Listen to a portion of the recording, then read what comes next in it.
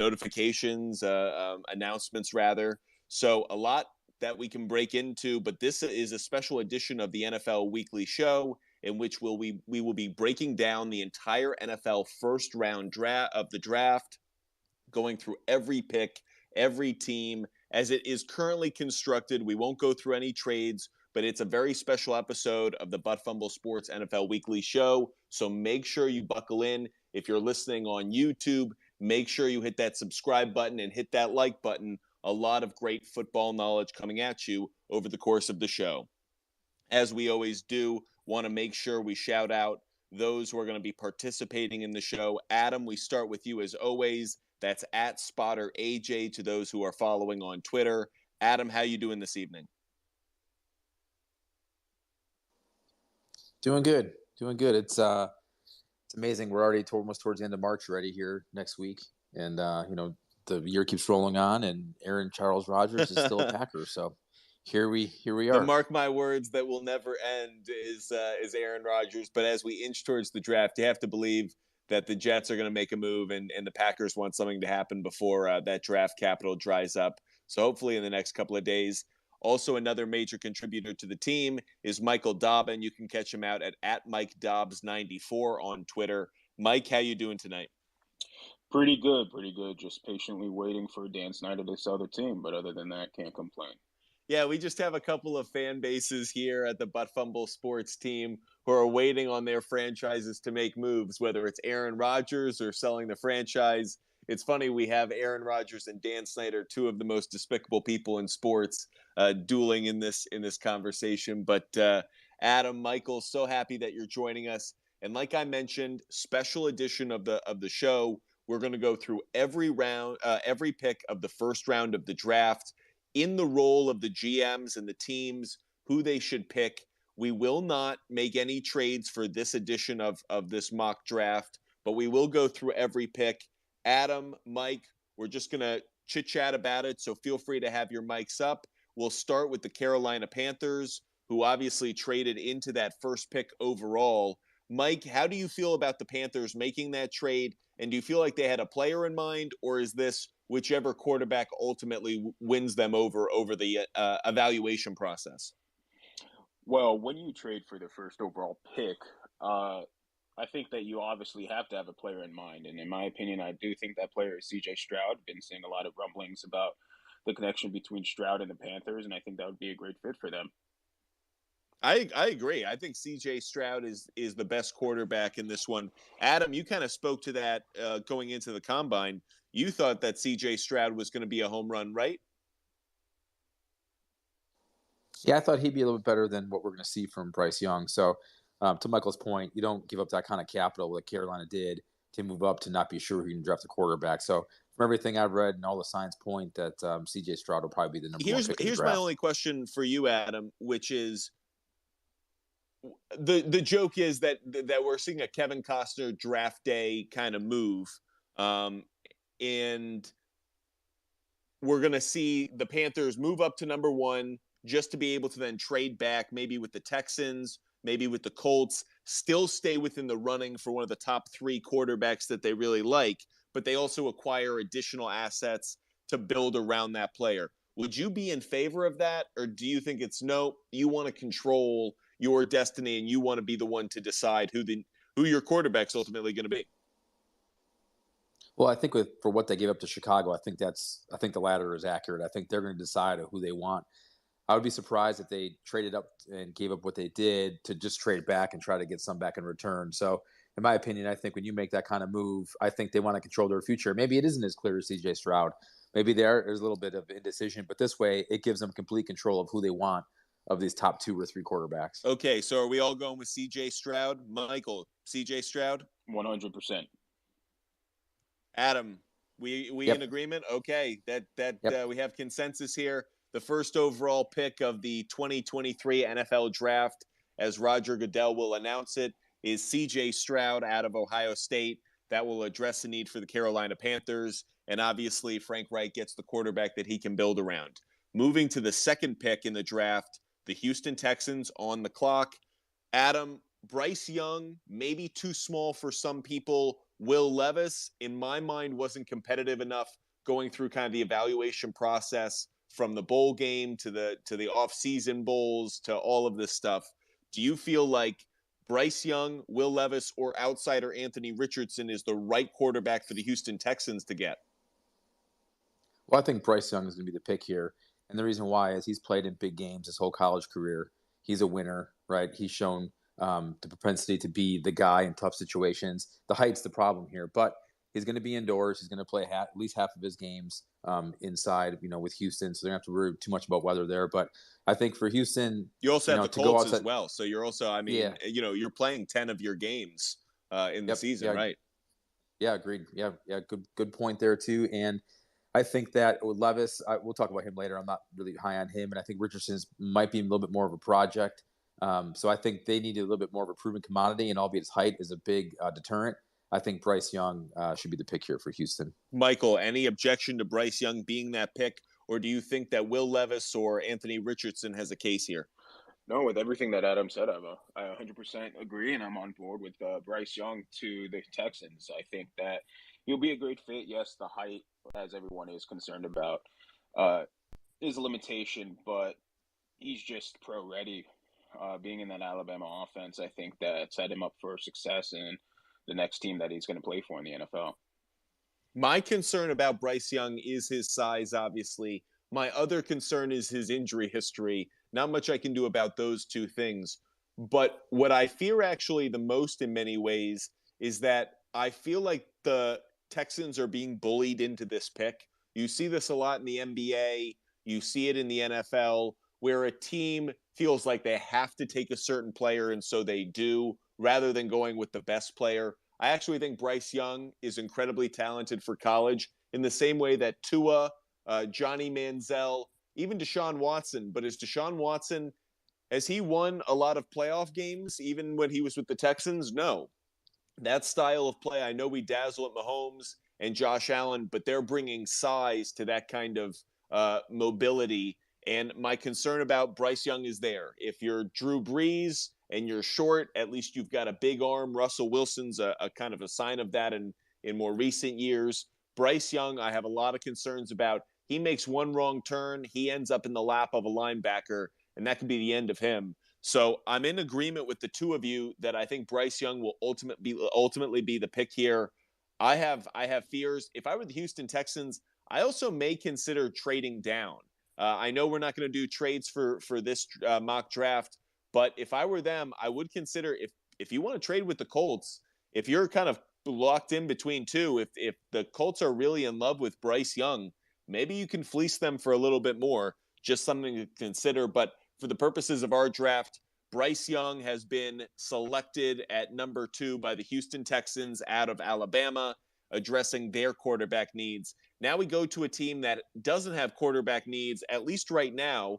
Kyler Murray signed that long-term deal. I know he's injured, but he's not going anywhere. So that opens up some options for the Arizona Cardinals. Jalen Carter might be the best player on the board, but his off-the-field issues and his weight at his pro day have been a couple of negatives that have people turned off from him. Will Anderson has been a superstar in college, could easily be the best defensive player in the draft. Adam, is it a slam dunk for you with Will Anderson, or are you willing to take a risk with Jalen Carter? To me, I think Will Anderson is the pick here. J.J. Watt obviously retired, so you're going to lose a lot of production as an edge rusher. And I think Will Anderson, to me, is the top defensive player in the draft. So Arizona obviously has a lot of issues and a lot of holes to fill. But even at his advanced career, J.J. Watt still was very productive. So I think you need to replace that. And Will Anderson can be that kind of disruptive player on defense. So to me, Jalen Carter, I would stay away from him. And I think Arizona needs a good solid football player. And I think Will Anderson is that guy. Michael, what do you think? I'm 100% on board with the Will Anderson trade as well. As Adam alluded to, J.J. Watt retired, Zach Allen left, and even Tristan Hill left in free agency. You're going to need to fill those holes, and I think that the holes on the defense is way too big to even consider trading back, in my opinion. So I think Will Anderson is a generational talent. I like him being a comparison to Von Miller. I think he can be that spark plug on the defense even as a rookie. Completely agree. Love the comparison to Von Miller. Will Anderson is one of my favorite defensive players that I've seen in a draft over the last few years. To me, he's Clowney, if Clowney had a motor all the time. Just love what Will Anderson does. He's a big hitter. He's smart, goes after the football. Love everything about him. Easy for us to have consensus on this one. So the number 3 pick in the draft, according to the Butt Fumble Sports mock draft, is Will Anderson Jr. out of Alabama going to the Arizona Cardinals. We now go to number 4, and a team that is definitely in an interesting position, the Indianapolis Colts. They have a new head coach as well coming from Philadelphia. But the question here is, what are they going to do at the quarterback position? Will Levis is there. Anthony Richardson is there. You got to go with one of them because now the free agent quarterbacks are gone, and the Colts didn't go after any of them. Maybe finally for the right reasons after the Phillip Rivers, Carson Wentz, Matt Ryan fiascos of years past.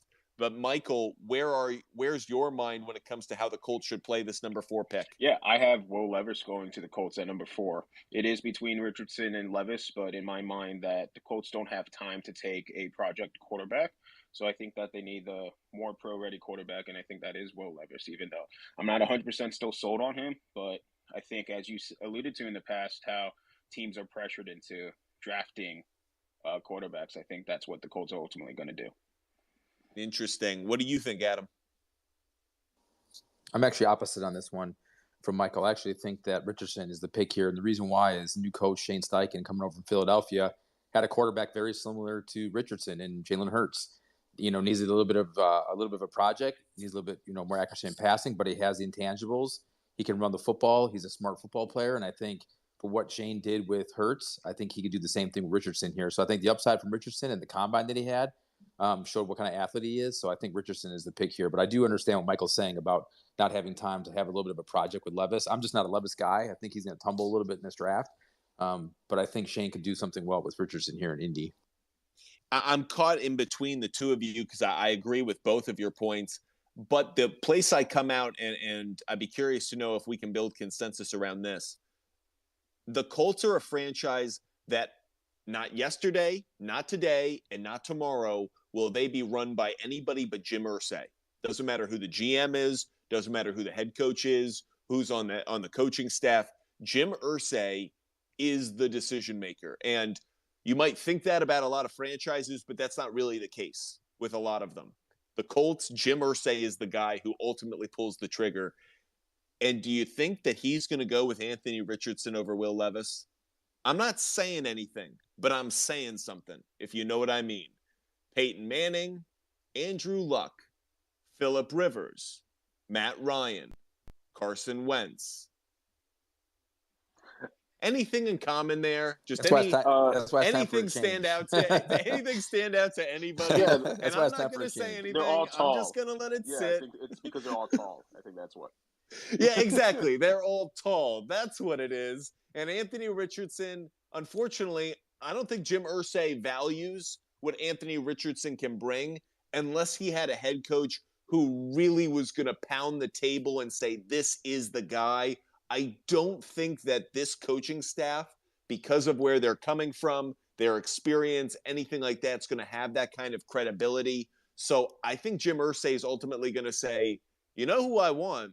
I want that big pocket passing, big arm quarterback from Kentucky, not too far away, by the way, from Indianapolis. So you're going to get some of those UK fans. Not that that really matters, but I think Jim Irsay is going to be the one who's going to encourage this one. So whether I think it's the right pick or not, I actually think Will Levis has a really impressive arm. I question the heart, not the arm. And with Anthony Richardson, the talent is there. I just question the mechanics.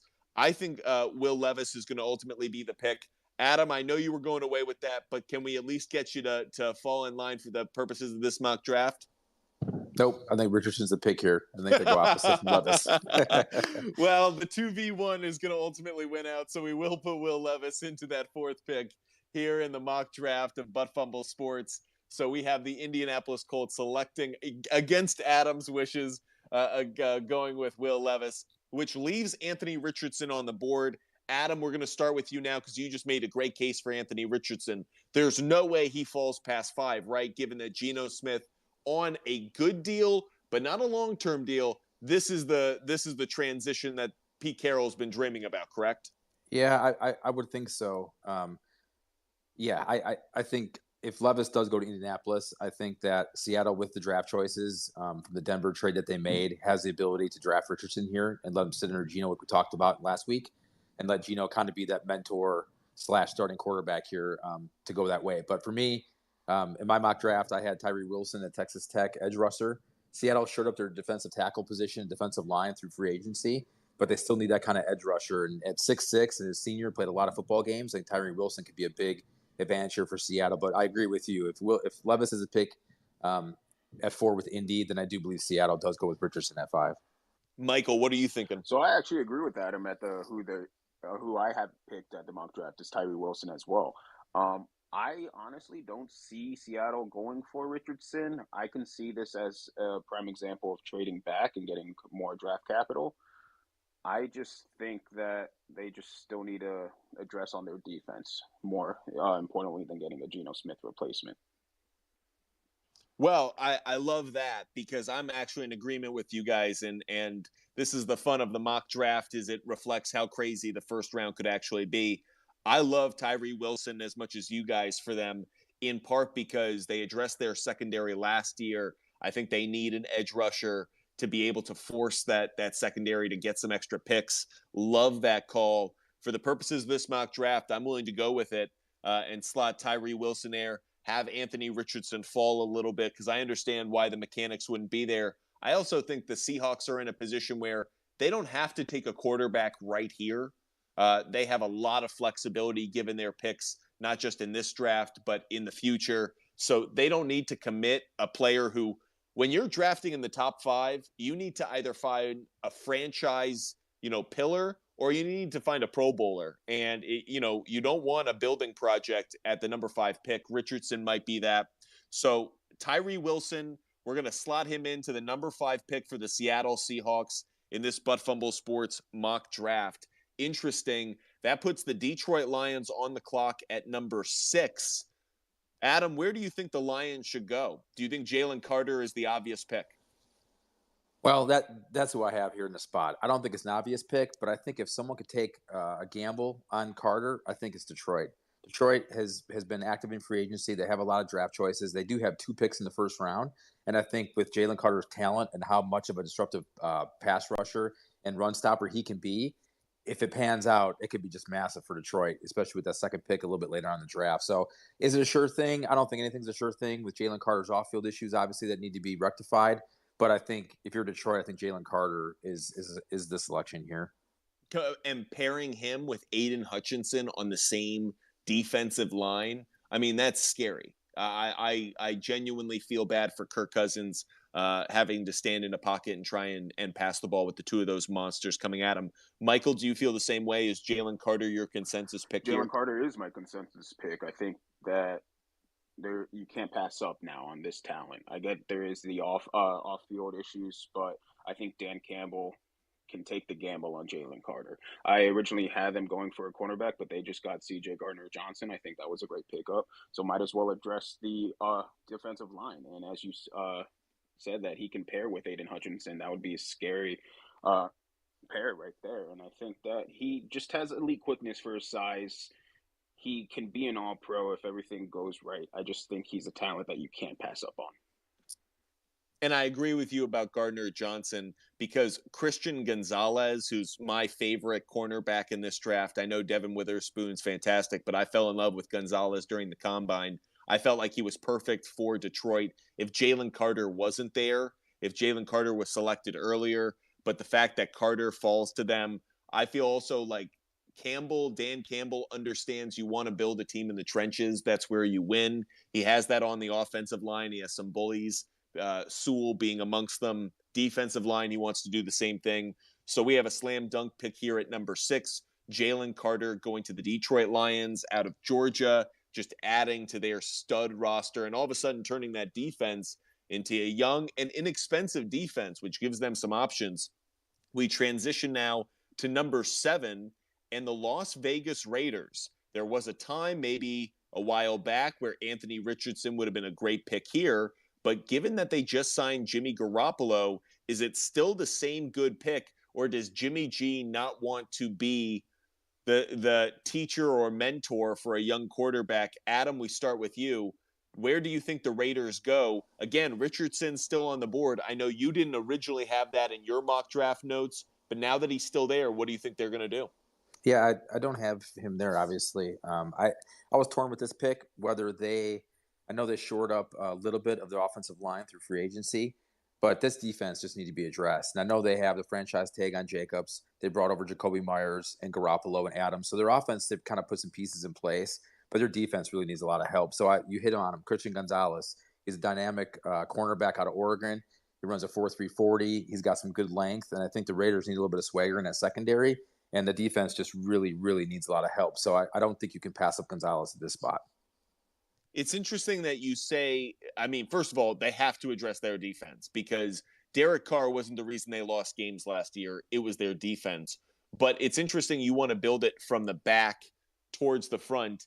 If Jalen Carter had still been on the board or Tyree Wilson had still been on the board, Adam, would you have picked them or would you have started with the secondary no matter what for Vegas? Yeah, I think you could go either. I think you go either way.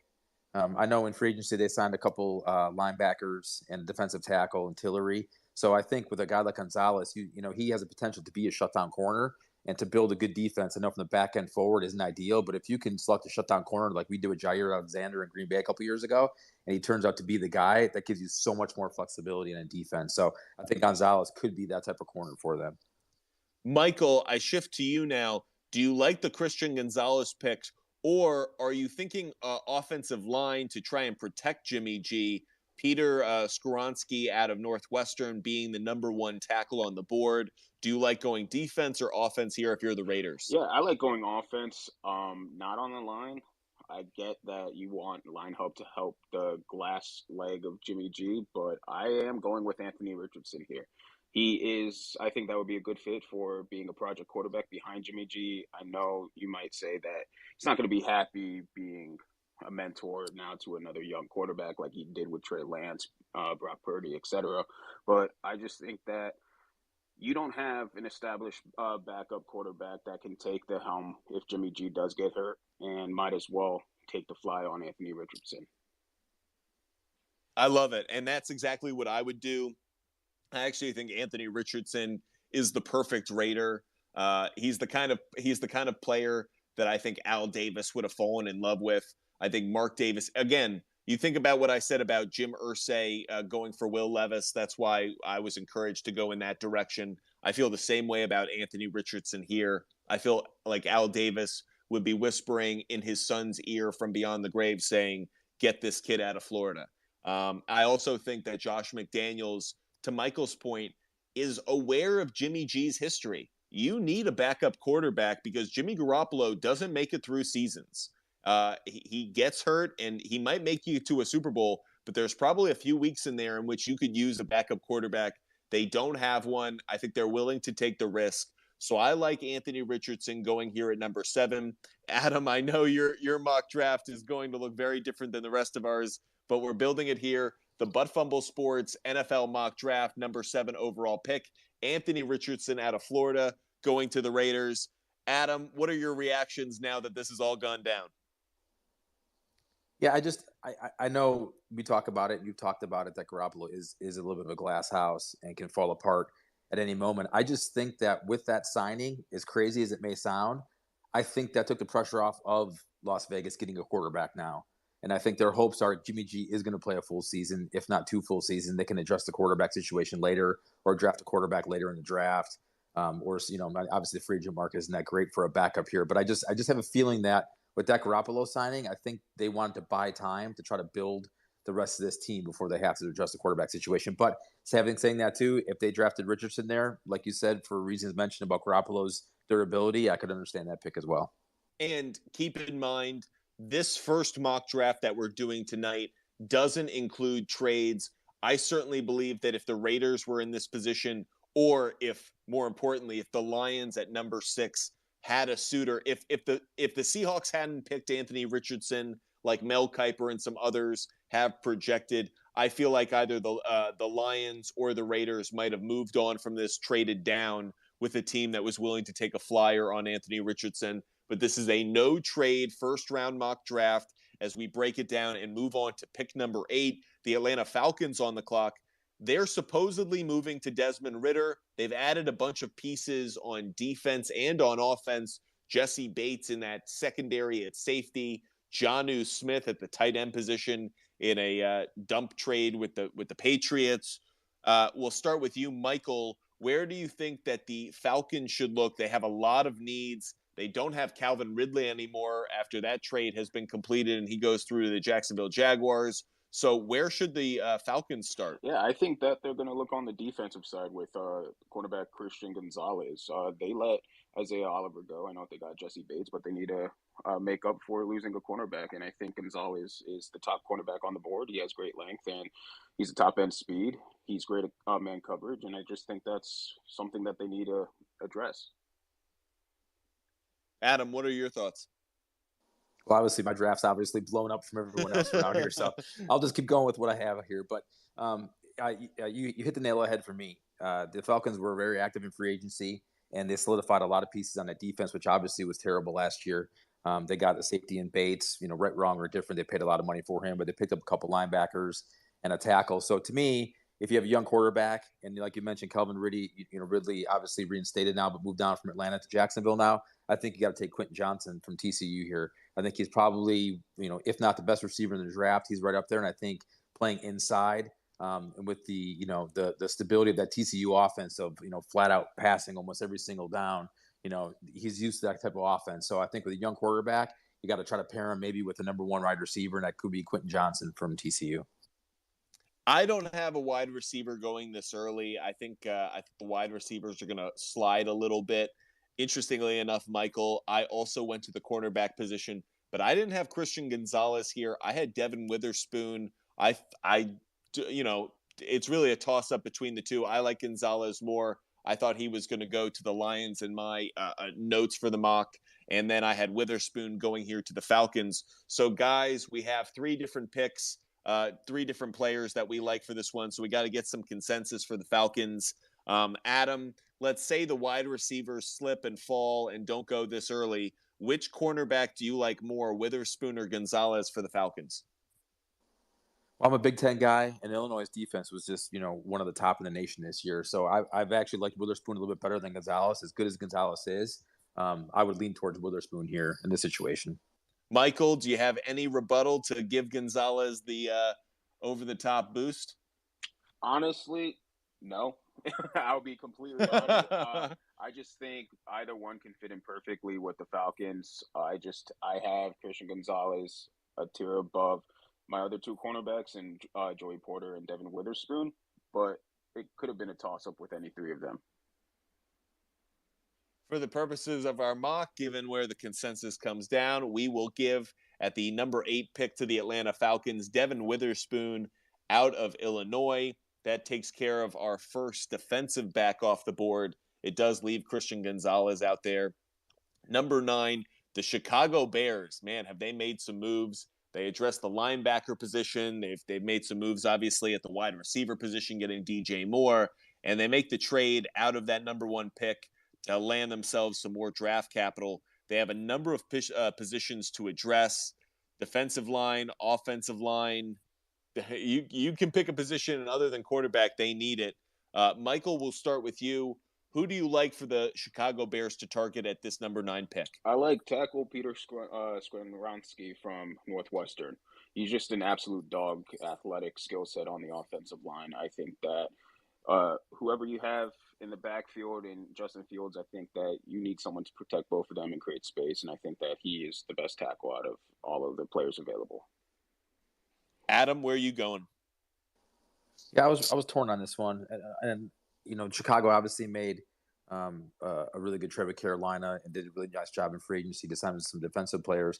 I was really torn if they take the kid from Northwestern, Skoronski, for offensive line, or if they get another wide receiver to pair with DJ Moore and Claypool and Jigba from Ohio State. They did play 1 year together with Fields, so there is some, camaraderie there. So I'm really torn on that one, but I did end up going with Jigba from Ohio State's wide receiver. I know you don't like the wide receiver class. We've talked about that a little bit, but I was really torn between a tackle and a wide receiver here. So if a tackle is selected from you guys, I can definitely be on board with that as well. Yeah, that's where I came at actually. I love the Northwestern Chicago connection to begin with. They need offensive line help. I think he is definitely the best offensive lineman in the draft. So that's where I went. I thought that that's where they needed to address things first. More than wide receiver, I thought DJ Moore actually gave them the benefit of being able to focus this pick on the offensive line. So Adam, as long as you're okay with it, the number 9 pick that we're going to give to the Chicago Bears is going to be Peter Skoronsky out of Northwestern. I'm probably getting that name wrong, so forgive me to his parents and grandparents, who I'm sure are loyal listeners to the Butt Fumble Sports Weekly NFL show. And we give the Bears an offensive lineman at that number 9 pick, helping Justin Fields feel a little bit better in the pocket. Now we move on to a team that was in the Super Bowl but has a number 10 pick. They have 2 picks in this first round, but this number 10 pick, very valuable. They got it from the Saints. That's for the Philadelphia Eagles. Number of directions they can go. No offensive lineman that they can get now. But to your point, Adam, if there is a team that could consider wide receiver, this is one of them. Certainly looking at an interior lineman. Adam, we'll start with you. What do you think the Eagles are going to do at this number 10 position? Again, in this non-trade mock draft where they could have moved back if we were playing that way. But if they're going to stay in this position, what do you think? Yeah, obviously I have 2 receivers off the board right now, so I think you're right. If Johnson is there or Jigba's still there, that's an option. But you mentioned it, interior defensive line, especially with Hargrave leaving, going to San Francisco. I actually have Brian Brees, defensive tackle from Clemson. I think he could be the same type of player to shore up that interior defensive line.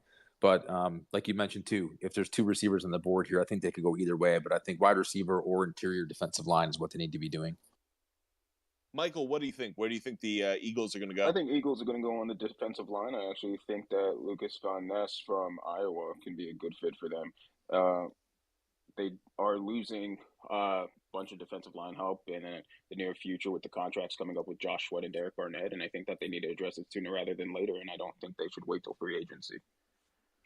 It's interesting. I was thinking a similar thing, but my eye was on interior defensive lineman out of Pittsburgh, Kalijah Cansey. I'm probably again getting these names wrong, so forgive me. But an incredibly talented player and had some good comps actually at the combine to another player out of Pittsburgh, Aaron Donald. Don't want to put him on too high a pedestal right now, but looked really impressive in those drills. So we're all kind of in consensus here looking towards the defensive line. Adam, I thought about wide receiver. I still don't think it's going to be there. But do you think that Brees, Ness, or Cansey is the best pick here?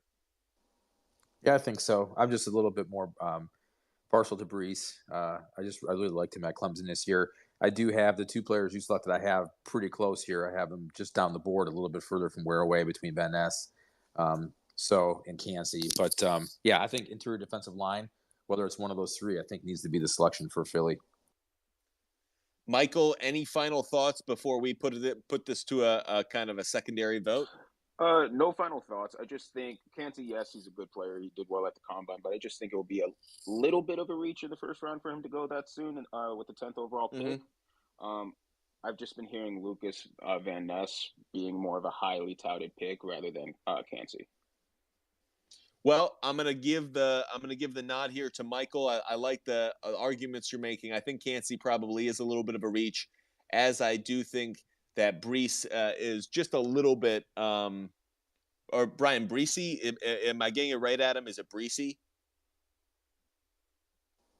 Yes, Brian Breesy. Yeah, I think he's just a little bit of a reach here at the number 10 spot. Lucas Van Ness. Again, this is one where in my mock, I thought that Tyree Wilson, again, could have fallen into this position. That would have been a great pick for the Eagles.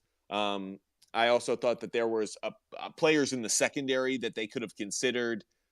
Christian Gonzalez is still on the board here, and maybe they want to make that move. They moved on from Gardner Johnson. They kept Slay. For that reason, I'm sticking with the defensive line. So for the purposes of our mock draft, at the number 10 pick, the Philadelphia Eagles are going to select out of Iowa Lucas Van Ness, the edge rusher, and adding some defensive speed and pressure coming off the edge. That moves us to Nashville and the Tennessee Titans at number 11. Wide receiver position is definitely in need. They also need tight end. They need defensive line help. Do they have a quarterback? Are there any quarterbacks worth taking at this point in the draft? A lot of things open to them. Adam, we start with you. Now that your mock draft, I guess you got to throw your notes to the side just a little bit. Do you think Quentin Johnson is the slam dunk pick here? Do you like Jackson Smith and Jogbe? Which player do you think you really like as the wide receiver the Texans might go? Sorry, the Titans might go with. Yeah, I had the Titans here with an edge rusher in my draft, picking up Nolan Smith. But if a wide receiver is available and there's still not one taken, I think Quentin Johnson should be the first one off the board here. I did have Nolan Smith, the edge rusher from Georgia, who's a senior, who's played a lot of big football games in that tough, nasty Georgia defense. But Tennessee has a lot of holes to fill here. But if we're going to look at wide receiver for Tennessee, I think Quentin Johnson should be the first one off the board. Michael, what are your thoughts on what the Titans should do? Yeah, Titans need a lot of help. They do need receiver help. They need tackle help and edge rush help. I actually have them going with the receiver. I think it's Jackson Smith and Jigba out of Ohio State. Personally, being a Big Ten guy myself as well, watching him all the time at Ohio State, he just looked just ahead above every other receiver in the class. In my opinion, it's still a little bit too early to draft receivers, but you need to draft by need. And I really do think Jackson Smith and Jigba is the best receiver out of the bunch. Adam, do you like Johnson or Smith and Jigba more? I like Johnson just a little bit more than Big Jigba, but they're both two talented wide receivers. I just really like the scheme that TCU had and the amount of routes that they ran, and constantly with the pushing the ball down the field, and just his stamina to withstand an offensive drive. So I'm a little bit more partial to Quentin Johnson in that favor. Yeah, I am as well. I lean a little bit more towards Quentin Johnson. So I think for this one, we will, for the purposes of the mock draft, give at number 11 to the Tennessee Titans, Quentin Johnson, wide receiver out of TCU, what would be the supposed replacement really for A.J. Brown as they try and fill in from the loss of that unbelievable production. They certainly felt it this last year. Now we go to number 12, and the Houston Texans back on the clock. They got this pick in the trade with the Cleveland Browns for Deshaun Watson. Good players still on the board. Christian Gonzalez, Smith and Jogbe. I'll keep getting his name wrong. A number of great defensive players. But Adam, where do you think the Texans should go? Obviously, they've addressed quarterback. Do you think defense is the automatic pick here? Yeah, I don't know if it's an automatic pick. I know they had the Tunsil signing, and there's still some decent offensive linemen on the board here. Like I mentioned, I had Nolan Smith at Tennessee. I think he could slide down for an edge rusher for Houston. There's just so many options here that they can do, right? They could give, if they do take Bryce Young, they could give him a wide receiver, like you mentioned at this point, or shore up that offensive line to protect your investment in Bryce Young. But I could definitely see him going defense here and getting a guy like Nolan Smith from Georgia that I just mentioned, a guy with a high motor and a lot of production at Georgia. Michael, what are your thoughts?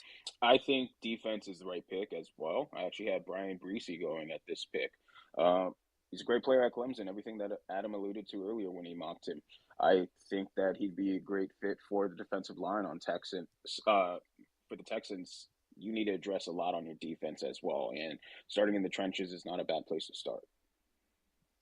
Okay, so between the two of them, who do we feel more strongly about? Because I like both of those. I would have gone in a different direction. The guy I would have given has already gone. So we'll go in a different direction. We'll go with either Breesy or Smith. Adam, one way or another, which one are you really putting your foot down for? Well, I like Breesy. Since I already had him selected before we got to this pick, I'd lean towards him. All right, then we'll go with at the number 12 pick, the Houston Texans, for the purposes of our mock draft, are selecting Brian Breesy out of Clemson. So that gets him off the board. And now we shift to the number 13 pick in the New York Jets. By this time, you would think that Aaron Rodgers would be a Jet. Obviously, Adam, we hope your long nightmare is over by the time we get to the NFL draft. But again, purposes of this mock draft, we will just assume that he has made his way to the Gang Green, which actually means, is this pick still available? We don't think that a first-round pick is going to move for Aaron Rodgers, so the Jets should have this one. Adam, what do you think the Jets do? A lot of options here, a lot of things that they could do. They got Sauce Gardner last year. Do they get another defensive back? Where do you think they could go? I actually think that they're going to go offensive line to protect the one and only Aaron Charles Rodgers. I think they need everything on the offensive line to keep him on the upright because his mobility obviously has been diminished. And if they're going to count on him this year, that offense is going to be a lot of timing, and he's going to have to get rid of the football without having to be pressured. So the kid from Northwestern, Skronsky's already gone. So I think the next pick for the Jets would be Paris Johnson Jr. from Ohio State. He's big, he's long, 6'6". Obviously playing in that Ohio State offense, pressure isn't too much for him. He's played a lot of big football games. So I think he's a pretty solid. He could be an anchor of that offensive line with trying to protect Rodgers and keep him upright this season. Michael, what do you think? I 100% agree. I actually do have Paris Johnson Jr. as my pick to the Jets. He's just a super athletic run blocking lineman that I think will fit perfectly on that line with the Jets. And you can never add too many good offensive linemen, especially when you got Aaron Rodgers coming in potentially. Might as well protect him. Completely agree. Slam dunk for me. Easy pick. Paris Johnson Jr. goes at number 13 to the New York Jets out of Ohio State. The tackle finds his offensive line mates to protect Aaron Rodgers, which puts the New England Patriots on the clock at number 14. Tough to not look at Christian Gonzalez at this position. I didn't expect him to still be on the board. I expected him to be gone, and I was going to be advocating for Joey Porter Jr. to be the pick here for the Patriots because I think Porter Jr. to the Pats would just be the perfect marriage, either him or Kancey. But Christian Gonzalez still being available, I'm really going to hype for him. Adam, where do you think the Patriots should go?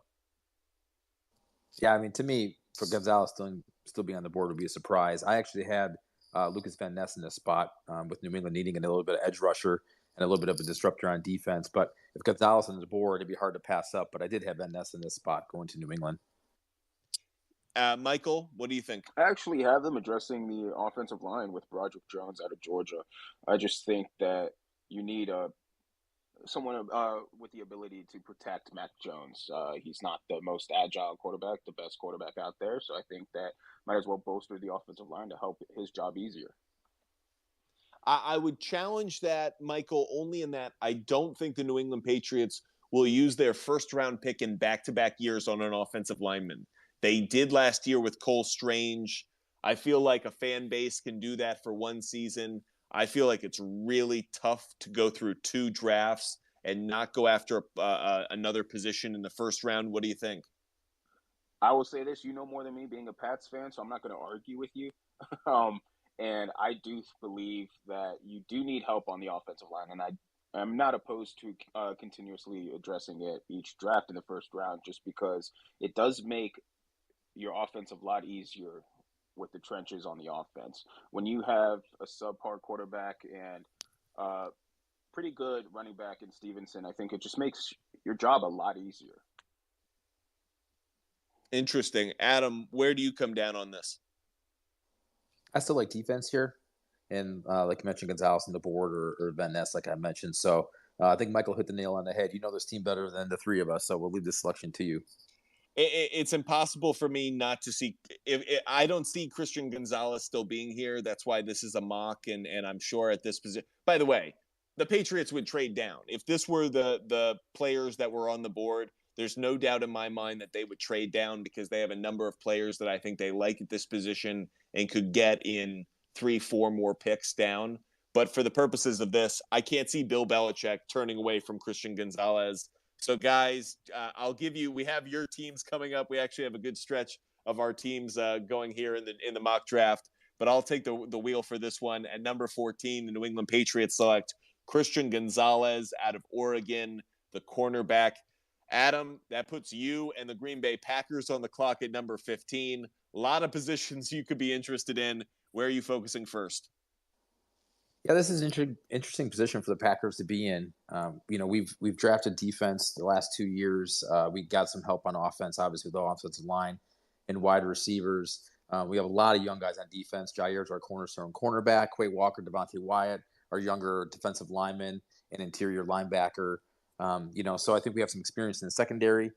So I'm actually going to look to offense on this one. And I know we have some young wide receivers now and Christian Watson and Romeo Doubs. But the one thing we haven't had in a long time in Green Bay has been a tight end. And I know this might be a little bit early to select Michael Mayer from Notre Dame, but I feel like we haven't had a tight end since Mark Chimuro or, even Jermichael Finley. It's been like forever. And I think Mayer can bring that, not only pass blocking into it, but he's a big physical tight end. And I think giving Jordan Love everything you can possibly have to be successful and a young quarterback who has a really, really good tight end to rely on can only just help this offense. So this might be a little bit more of a reach, but just looking at our defense, I don't think we need an immediate, pick. We're going to have to draft defense. Don't get me wrong. The rest of this draft, but I just really think that this young wide receiving core and how important a tight end is, that you've seen in the NFL. Take a look at a guy like Jason Kelce, right? How much he opens up the offense, how much he's a safety factor for Patrick Mahomes. I think this could be a good fit that Mayer and Love could develop for years to come. Michael, any objections to Adam's fandom pick of Michael Mayer? This is what I would say. In terms of the word reach, I think that there's not a reach if the team itself believes that that's the right pick for them. Whether our fandom might not agree, but at the same time, I don't think that Michael Mayer pick is a reach. I actually think that's a good fit for them. I did have Green Bay going offense with Quentin Johnson in my mock draft. I just think it would also be hilarious that the Packers would finally draft an offensive player after Yeah, right. Rodgers been cramming in need for it after he leaves. I just find that would be hilariously petty. And I just think that you can't go wrong with Michael Mayer, to be honest. So I don't think that's a reach. Adam, do you want to announce the pick yourself, or are you willing to let the commissioner read it for you? Now the commissioner can read it. He does such a fine job. In fact, they're looking to extend his contract. He's been doing such a fine job over the last 5 years. Yeah. Goodell getting his money. And with that said, the number 15 pick, with Adam endorsing it for the Green Bay Packers, is Michael Mayer, tight end out of Notre Dame, the first tight end coming off the board rather. And now we've gone through my team. We've gone through Adam's team. Michael, we shift to you and Washington and the Commanders on the clock at number 16. Where do you think Washington should go? So here's the thing with Washington. What don't they need? And that's been the issue for decades. Yes, we need a quarterback. Yes, we need offensive line help. Yes, we need linebacker help. But honestly, there's one player that I would think would be a home run hit for this team, and that's Joey Porter Jr. out of Penn State. I fell in love with this kid since day one. Even being a Michigan State guy, I just think that he has the factor to be someone that can be changing, defense altering, changing on the defense. I think that he's a ball hawk. He has the ability to be very competitive. He has great length. He just is a home run pick in my mind with the Washington Commanders. Love it. As I said a moment ago, if Christian Gonzalez hadn't still been on the board for the Patriots, Joey Porter Jr., I have a man crush on him as well. I feel like he would have definitely been the pick for the Pats, but completely agree with you. Adam, do we have consensus here at number 16? Well, I'll leave this pick up to you guys, because this is actually where I had Will Levis falling to. That would have been interesting. No, yeah, I'm not a huge. I'm sorry, Michael. I'm not a huge Levis guy, and that's why I think he tumbles to this spot. And I think if you're Washington and he falls to you, and you look at Sam Howell and you have Will Levis on the board, I think you got to take Will Levis. So, I'll sidestep it. Michael, obviously, this is your pick in the draft, but this is where I have Levis going. Yeah, I just can't see them going with a quarterback, to be honest, especially at this pick of the draft. Yeah, you have Sam Howell, unproven. You're going to draft an unproven player in Will Levis as well, but you did sign Jacoby Brissett. I know that is a one-year contract. He's the mentor signing for Washington with Sam Howell. If the Sam Howell experience doesn't work, then you can address the quarterback in the next year's draft. I just don't think that they have the chance and opportunity to even think about drafting Will Levis or even any quarterback, in my opinion. And let's not completely overlook Jacoby Brissett. I'm kind of a Jacoby Brissett guy. Like, I liked him in New England. I liked him with the Colts. I liked him with Cleveland. I think he's done a good job. Like, New England, Indianapolis, and Cleveland, he was a serviceable player. And he's tough. He's got a decent arm. So I don't think it's a terrible thing, given that is Washington really going anywhere? Like, do we really expect this team to actually win anything, Michael? Absolutely not. There you go. I'm a realist, and I 100% understand that this team is not going to be successful until we get a new regime and the new owner makes all the decisions. I just don't see it being a success if Dan Snyder is still in the front office. Well, and with that said, we're going to give Washington its first round pick, which is Joey Porter Jr., number 16 pick overall out of Penn State. Joey Porter Jr. adds to Ron Rivera's defense. That moves us to number 17 in the Pittsburgh Steelers, who are now on the clock. Adam, where do you have the Steelers going?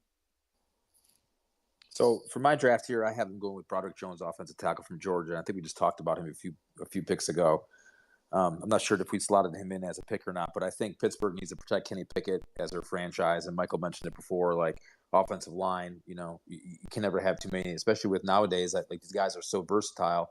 You don't necessarily have to be a guard. They can slide to center or center to guard or tackle to guard. These guys move around so much now. So I had Broderick Jones in this slot to try to shore up that offensive line for Kenny Pickett. Love that pick. I actually have it the same. Michael, where are you? Yeah, I do think that they could address the offensive tackle position at this, but I had Devin Witherspoon falling to the Steelers with the 17th overall pick. Yes, I know they just got Patrick Peterson, but his clock is running out, and I just think that they also need to address the cornerback. But I'm not opposed for them to get an offensive tackle. Since we're coming out all in kind of the same place, the number 17 pick, the Pittsburgh Steelers, for the purposes of our mock draft, are going with Broderick Jones, tackle out of Georgia, addressing their offensive line needs. Number 18, Detroit Lions, back on the clock. Earlier in our mock draft, we had them selecting Jalen Carter. Now they're back on. They have their defensive linemen. A couple other good players have been taken off the board. They could continue to address their defense. Adam, where do you think the Detroit Lions go here? That's exactly what I think they do. I think they go with edge rusher Miles Murphy from Clemson. I think you keep trying to build up this defense. They were obviously active in free agency, but Detroit would score 42 a game and they give up 42 a game. So I think, edge rushers, defensive line, even a little bit into the secondary, I think Detroit needs to do everything possible to try to shore up this defense here with this early part of the draft, especially having 2 picks in the first round. I didn't have them going back. I had them in defense, but I didn't have them going back to the defensive line or to that edge rushing position. I had them looking towards the secondary. I had Brian Branch, the safety out of Alabama, kind of targeted for this 18th pick overall, giving some physicality and some coverage help in the back end. Michael, what do you think about Adam's pick and my pick thus far? Honestly, I'm going to completely disagree with both of you. I think that they're going to – I just think that they need to address the offensive side of the ball. And I had Michael Mayer going at this pick, to be honest. You need a TJ Hawkinson replacement. Tight ends or quarterback's best friend. So if Michael Mayer is not there, I'm going to go that the word I've said a few times and the word that I alluded to is a reach, but I think Darnell Washington could be a good fit if Michael Mayer is off the board.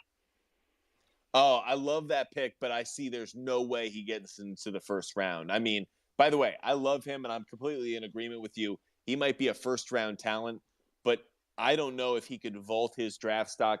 Dalton Kincaid out of Utah is kind of the consensus number 2 tight end, or he could really be in contention for number 1 with Michael Mayer. Do you really think Darnell Washington can kind of vault himself up that far in the rankings? See, this is the thing is that, as I said, I think Michael Mayer would be a great fit here, but Darnell Washington's also a Dan Campbell guy. Darnell Washington is a great blocking tight end, and Dan Campbell loves players that will go for the kneecaps. And if you get right back down, you go right back for the kneecaps again. And I think that's what Darnell Washington's about. He is the strongest tight end available. I think he's a great blocking tight end, and I think that he's super athletic, and he just has Dan Campbell written all over him. Adam, where do you come out on this?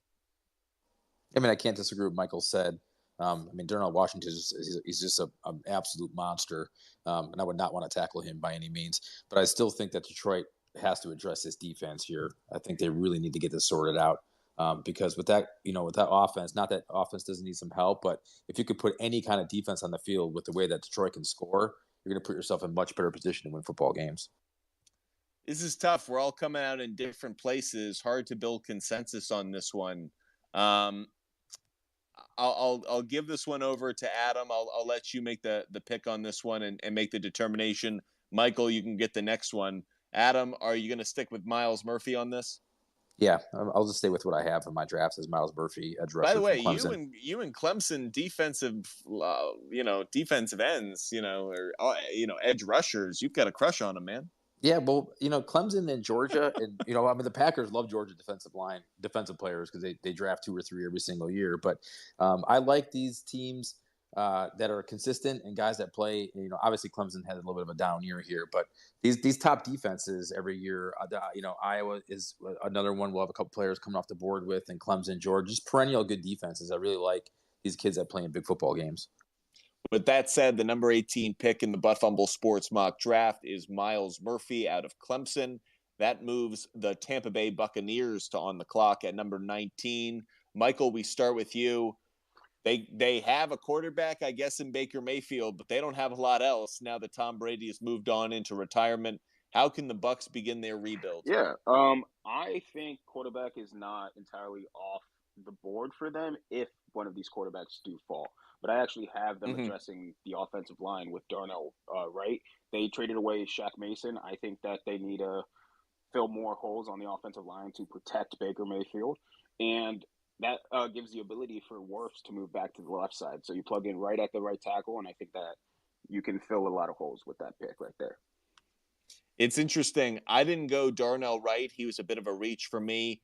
Anton Harrison out of Oklahoma was the offensive lineman I had targeted for the Bucks.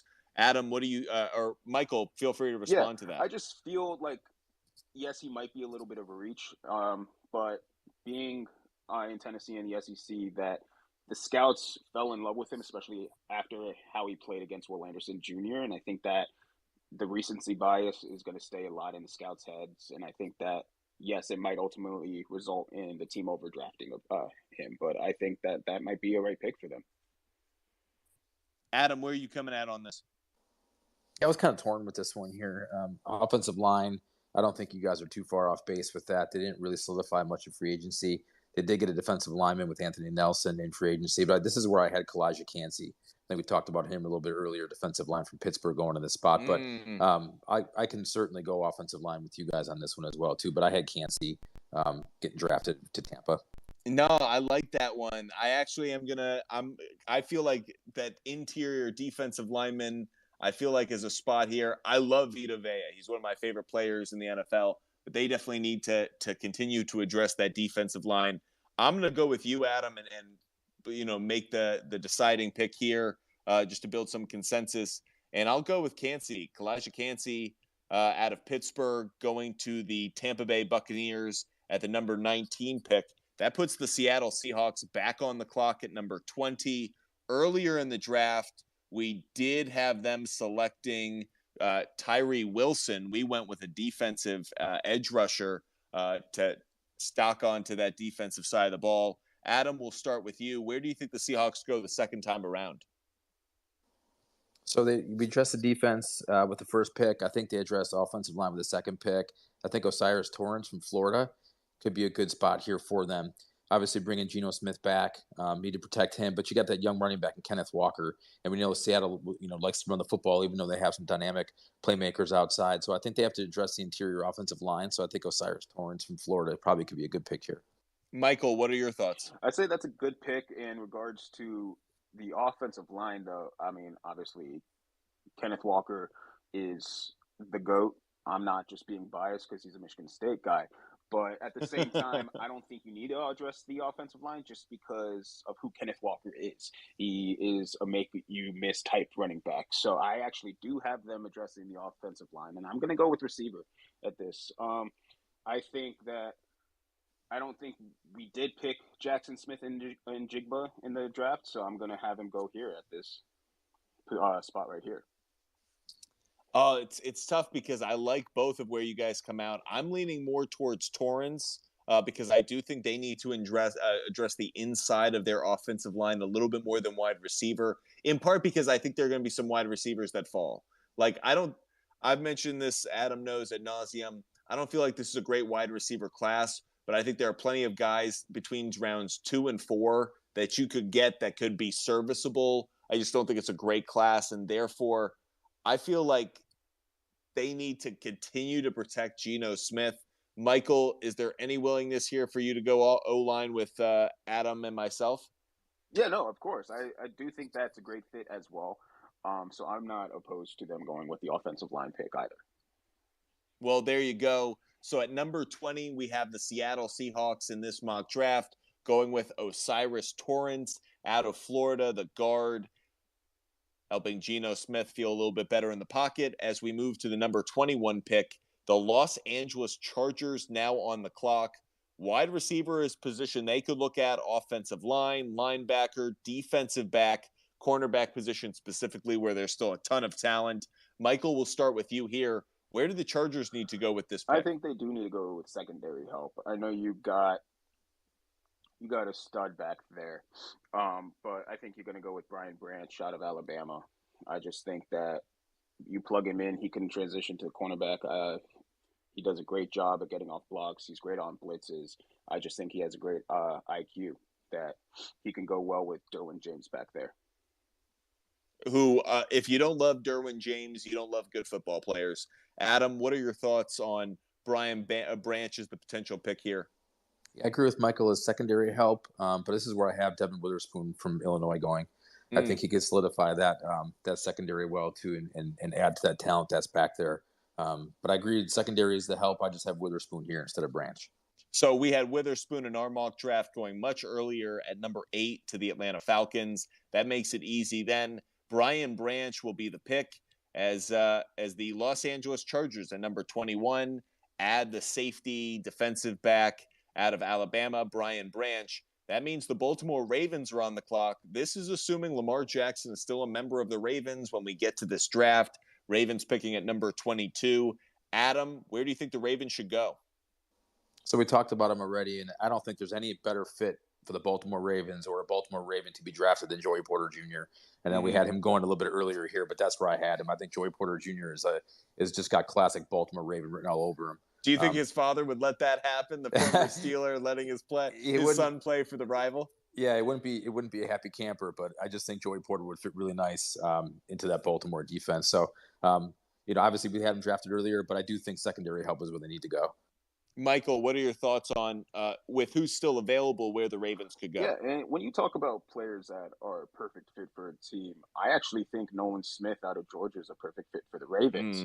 I think letting Calais Campbell go, you're going to need to replace him. I think Nolan Smith has elite athleticism, elite quickness, even though he does lack a little bit of size. He has the ability to hold his own against offensive linemen. And I think that when you talk about perfect fit to a team, for some reason, Nolan Smith just seems perfect to the Ravens. Love that pick. Completely agree. It's actually who I had kind of circled on the board, Nolan Smith. So I'm going to make a consensus here. Unless Adam, any objection to Nolan Smith? Nope, no objection. Love it then. So at the number 22 pick, the Baltimore Ravens, at least in our Butt Fumble Sports mock draft, have Nolan Smith, the edge rusher out of Georgia. I'm with you, Michael. I feel like the Ravens are one of the best teams at drafting players that kind of fit their DNA over the last few years. They do it so well. I feel like Nolan Smith would fit in there with Roquan Smith, someone that they obviously acquired in a trade last year. With that said, we now move to the Minnesota Vikings, who are on the clock at number 23. Michael, we'll start with you. Where do you think the Vikings should go? It really does depend on what they do with Dalvin Cook, because that is a pick that can entice me to pick Bijan Robinson. But I actually see them going with a cornerback. I think the best next available cornerback is Deonte Banks out of Maryland. I agree, and I'm right there with you. I think they need to address that defense that was just awful. I think it's the cornerback position, and I really like Deonte Banks. I'm right there with you. Adam, are you making it a slam dunk, or are you going elsewhere? No, that's exactly who I have. I have Deonte Banks out of Maryland. It's no secret, right? Minnesota's defense was absolutely atrocious, and their pass defense was just, if not the worst in the league, absolutely horrible. So any kind of help they can get. And Deonte Banks is a real physical corner. I know he got called for a fair amount of penalties last year, but again, he brings a swagger to that defense and a physical cornerback against these young receivers for the Packers. Now we got Moore and Claypool in Chicago, and Detroit obviously has their core. So Minnesota's going to have to get that secondary shored up, because 6 games a year, they're going to be playing a pretty good receiving core. Interesting that we're so far into our draft, our mock draft, and we haven't had too much consensus across the board. This is one of them. We all have Deonte Banks. So number 23 pick, Minnesota Vikings, Deonte Banks, the cornerback out of Maryland. That's where we have him going. We move on to number 24, the Jacksonville Jaguars on the clock. A lot of places they could go because they have so much young talent on good contracts. Obviously, also added Calvin Ridley, who has been reinstated. Adam, is it offensive line to help protect Trevor Lawrence? Is it the secondary? What are you thinking? This is an interesting selection for me because I agree they need some help in other places, and I know the running back position is not coveted like it used to be, but there's not much depth behind ETN. So I think this actually could be a spot. I was trying to find a spot where Bijan Robinson could slot in here, and he might even slide out of the first round if he doesn't end up going to what Michael talked about with Delvin Cook in Minnesota or Jacksonville. But actually, because of ETN being really the only option in the backfield, I think Bijan Robinson could be an addition here. But offensive line to protect Lawrence, certainly defensive back is a need for them too. But I just think Robinson gives them a little bit more of a dynamic offense. And as you mentioned, they have the franchise tag on Ingram coming back, and also, Calvin Ridley. What kind of, obviously he's been off a year, but he could be a very dynamic player in that offense as well. Mm-hmm. Michael, what are your thoughts? I actually have them going on the offensive line. I do think that they need to protect Trevor Lawrence, especially now that Juwan Taylor's gone, and who not better than to draft a monster 6'8", 360 DeJuan James out of Ohio State. That dude is, when you talk about a monster, you look at him, you get scared just by looking at him, and I think that he will be the perfect guy to help protect Trevor Lawrence. DeJuan Jones out of Ohio State. Yes, sir. Yes. Interesting. I also had them going towards the offensive line. I'm not opposed to DeJuan Jones. The offensive lineman that I had them taking was Osiris Torrance. Obviously, he's now off the board at the Seattle Seahawks, according to our mock draft. So DeJuan Jones is perfectly fine with me. Adam, what are your thoughts on it? Yeah, I can't argue that. Like I said, I was kind of torn with this pick here. So offensive line, if Jacksonville went with that, certainly is a need for them. There you go. So for the purposes of our mock draft, the number 24 pick by the Jacksonville Jaguars is DeJuan Jones out of Ohio State. That puts the New York Football Giants on the clock at number 25.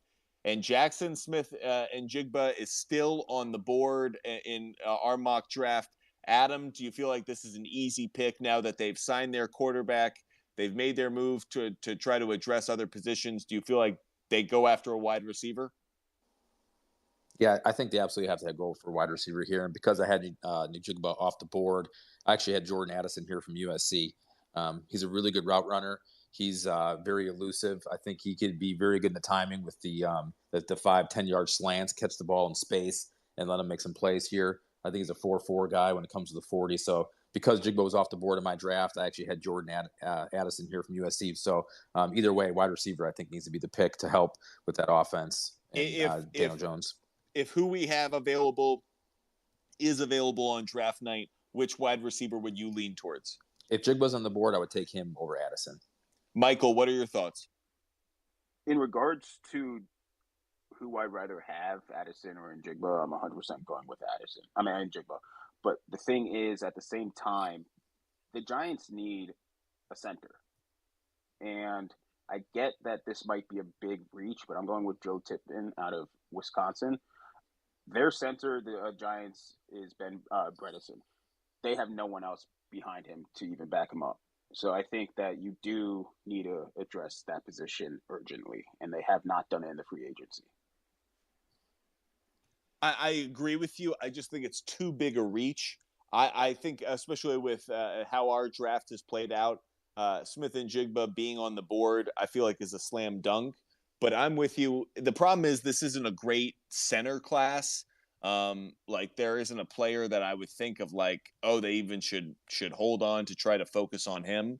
So yeah, it's tough for me because I agree with you, especially the interior of that line, vulnerable, and you want someone who's smart and can able to connect with Daniel Jones over the next few years. That's a kind of battery, just like pitcher catcher in baseball, that you want to see. So I agree with you, but I feel like wide receiver is kind of the consensus for me. This is what I would say.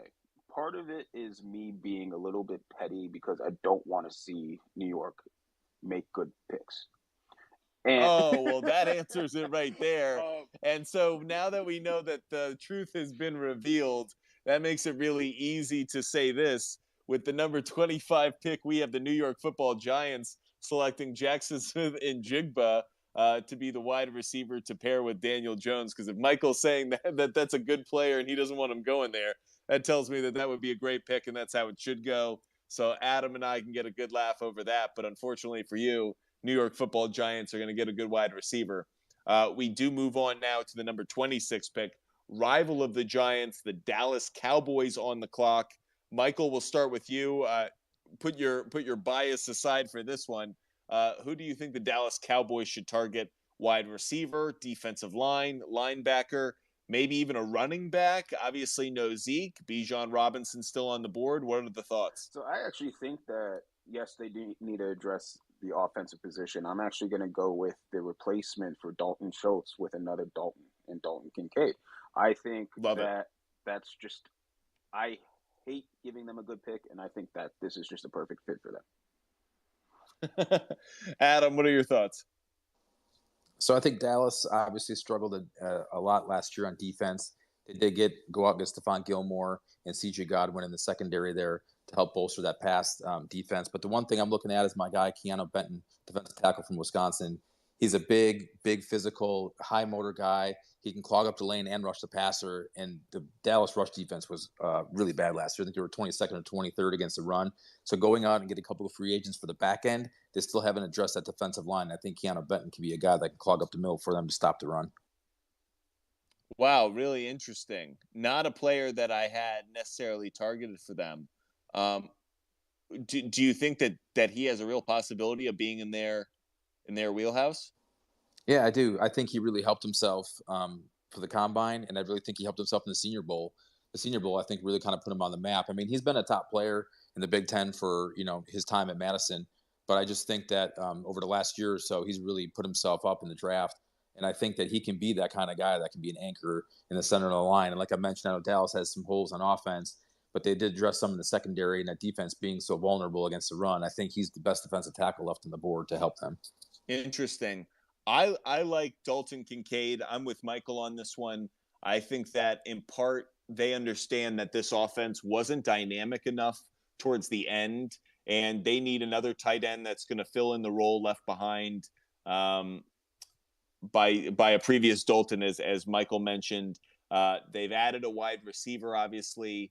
They've added a corner, but I think adding a tight end is important here. So happy to make Dalton Kincaid a Dallas Cowboy with the number 26 overall pick, slotting him in out of Utah. That puts the Buffalo Bills on the clock at number 27.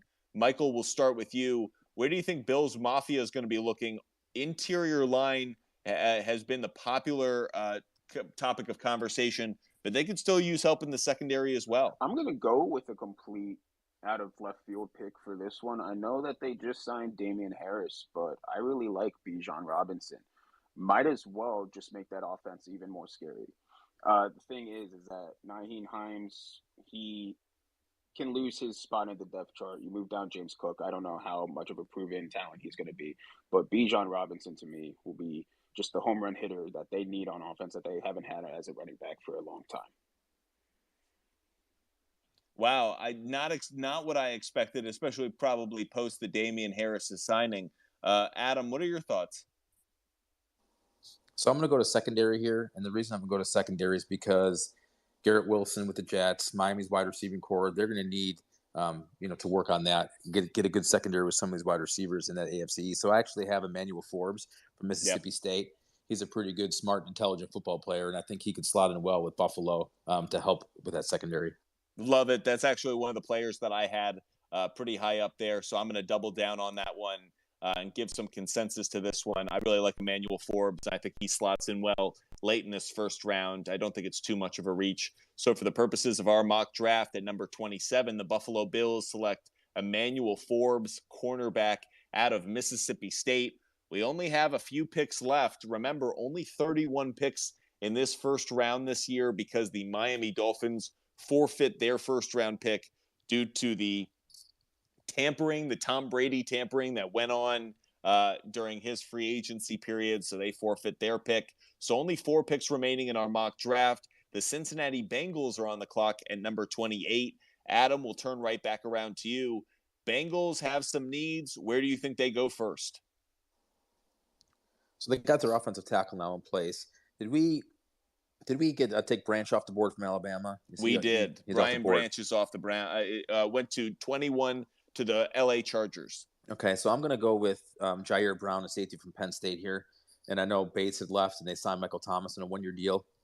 But I think Jair Brown could be a good guy that could slot in, not necessarily just have to play safety. I think he could drop down to that third cornerback position. Excuse me, and give Cincinnati a little bit more depth in that secondary with Bates' exit. Interesting. Bit of a reach according to the projections. You like him a little bit more over at Antonio Johnson out of Texas A&M? I do because I like Penn State's physical style of football, and they always have a really tough defense and are always well coached. And I like well coached football players, and I think Jair Brown fits that mold. Michael, what are your thoughts on this pick for the Cincinnati Bengals? Remind me, who did we pick for the Lions again at pick 18? At number 18, we had Miles Murphy. Okay, perfect, because Cincinnati needs a tight end. And I picked Darnell Washington to go to Detroit. I think that he would actually be perfect in Cincinnati, thinking of all things considered. They'd have no more Hayden Hurst. They have ideally no tight end. And I think that they can just plug him in and everything will be fine on that offense. It's an interesting thing because when you brought it up earlier, I thought, oh, Darnell Washington, he's really like a late second round pick. That's way too big a reach. And there are still some other tight ends left on the board. Now that we're here in the late first round, well, that's a little different. I think teams approach it differently. And to your point, Darnell Washington, he's like adding a 6th offensive lineman who can also be a receiver. Really interesting to me in that it wasn't where I was originally going, but part of me could see that reach being potential there. It's interesting because Adam, your safety pick felt like a reach to me. I didn't have him in the same position. Again, I was looking more towards,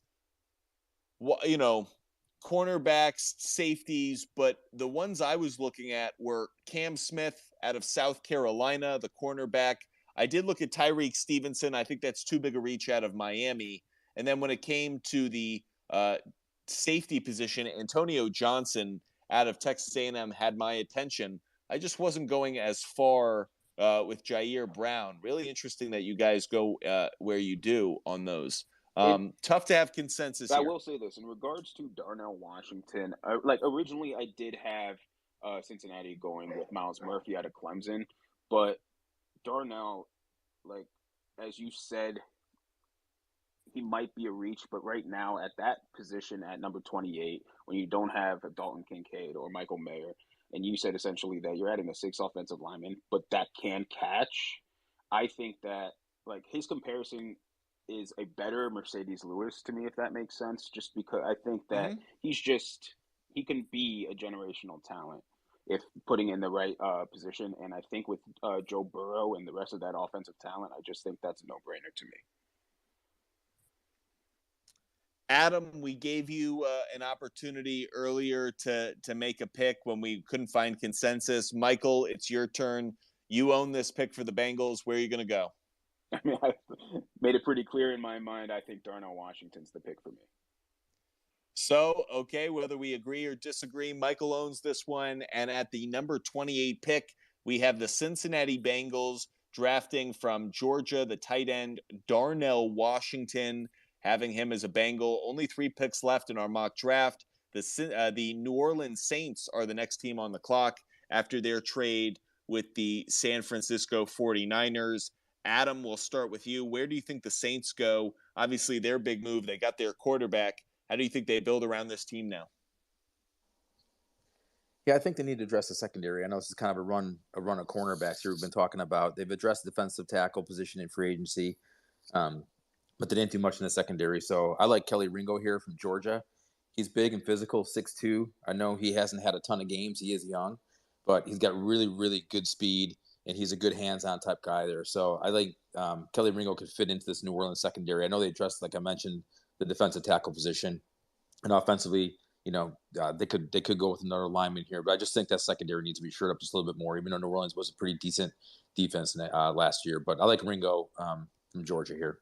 Michael, what are your thoughts? I think that actually could be a great fit with Ringo to the Saints, but I actually have them going on the offensive side and actually at the wide receiver position.